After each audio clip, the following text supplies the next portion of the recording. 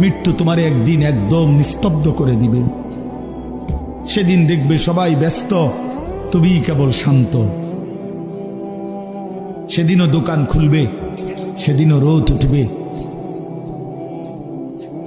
সেদিনও বৃষ্টি ঝরবে, সেদিনও হাজারো মানুষের ব্যস্ততা থাকবে, শুধু তুমি বন্ধু থাকবা না, তুমি বন্ধু থাকবা না।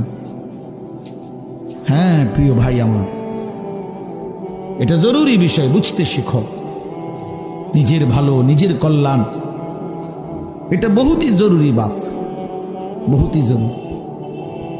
যাই হোক, আমি লম্বা করে ফেলছি আমার কথা। তৃতীয় কথা হলো দলালাত, কোন ব্যক্তি হকের রাস্তা, জান্নাতের রাস্তা, সঠিক রাস্তা থেকে পথ হারিয়ে ফেলা, কুফরির মধ্যে লিপ্ত হলো, শিরিকের মধ্যে লিপ্ত হলো,